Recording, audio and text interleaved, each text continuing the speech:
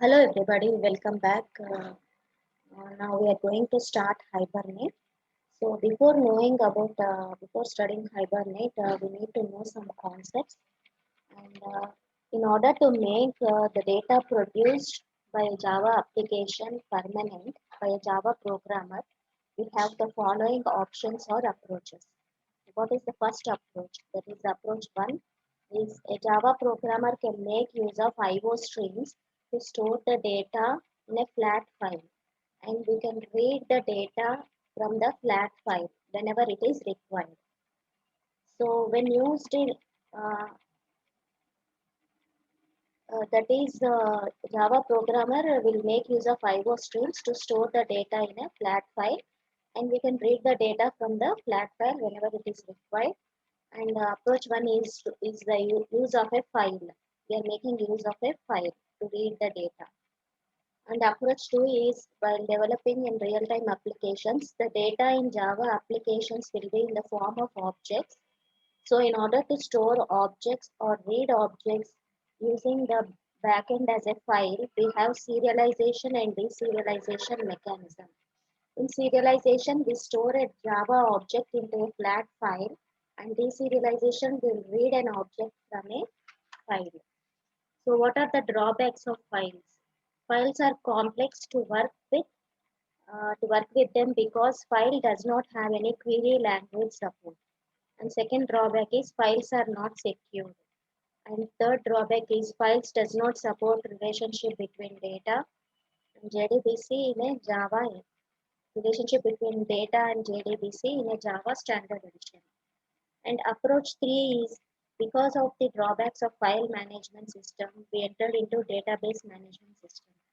JDBC is a technology given by Sun Microsystems under Java Standard Edition module, and it is used to communicate with from Java application to database.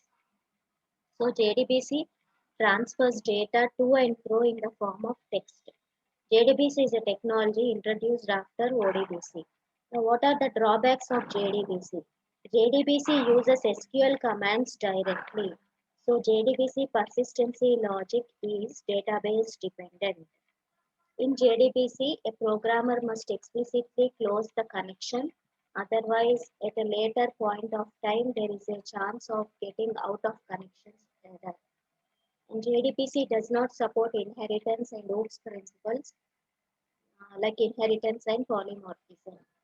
JDBC does not support collections, relationships, and associations like one to many, many to one, etc.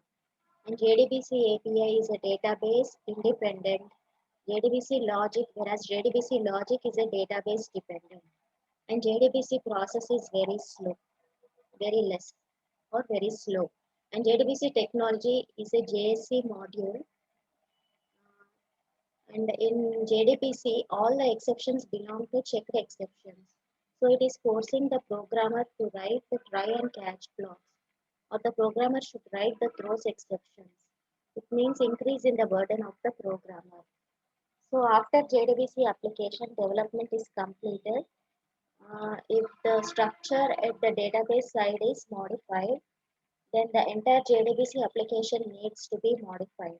It means debugging process of a JDBC application is a time consuming process.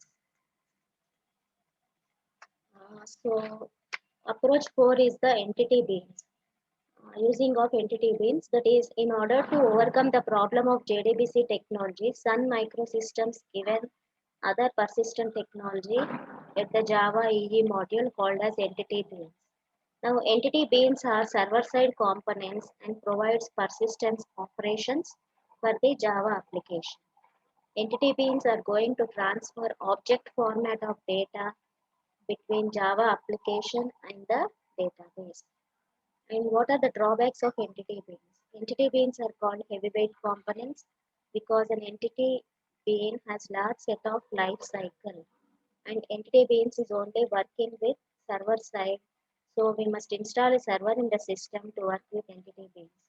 And while working with entity beans, if any problem is occurred, then we need to shut down the server, modify and reload the server. Thus, we need to restart the server and then we need to test our application. Then it is a complex and time consuming process. And construction of entity beans require multiple Java files and multiple XML files. It increases the burden on the programmer. Next approach 5, is in order to overcome the drawbacks of JDBC technology and entity beans technology, vendors introduced ORM tools, that is object relational mapping. ORM tools are bridge between the front end and the back end applications. ORM tools will uh, will fill up the gap between the object model and relational model and transfer the data to and fro in the form of objects. And ORM tools provide persistence operation in the form of objects and provides the database independent persistence logic. And ORM tools uses mapping in order to transfer the data in the form of objects. So, and these ORM tools are used to transfer the data between an object model and a relational model in the form of objects. And an object has three elements, that is identity, state, and behavior. While transferring the data in the form of objects into the database, only the state of an object needs to be stored, but not its identity and its behavior. In ORM tools, so ORM tools will get this information through a technique called mapping. All the ORM tools need mapping in order to transfer the data in the form of objects. Now, what is mapping? Mapping is a mechanism of associating the Java class name with the table name and properties, that is the variables of Java class with the columns of the table.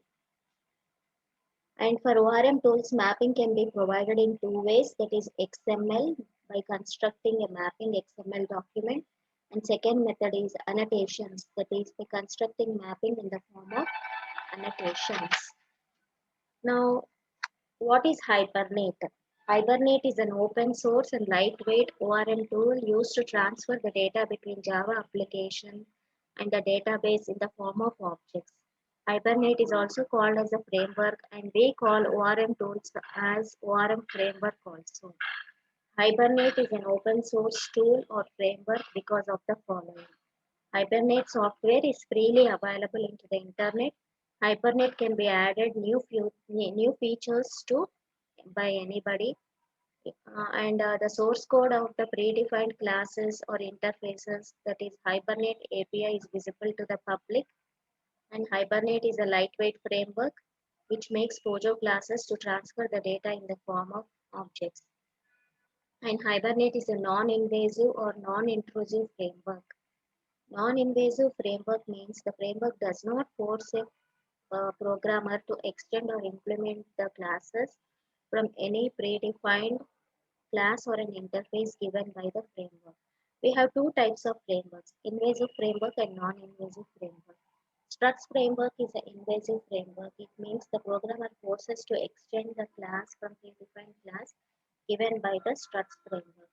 Hibernate and Spring are non-invasive frameworks because both the frameworks are going to use Pojo, that is plain old Java objects. And Hibernate is used for implementing persistence logic for Java applications, um, while which are running or which are going to run in a non-server environment. Like JDBC technology, Hibernate is also suitable for all types of Java applications, that is for console applications, web applications, distributed applications, etc.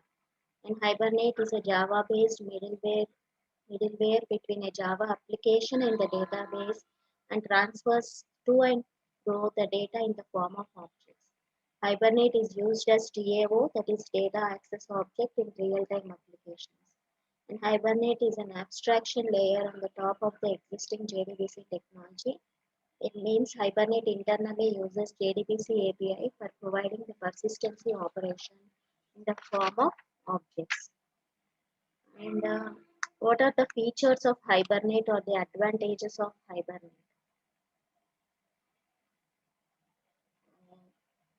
Okay, then, so this is about Hibernate.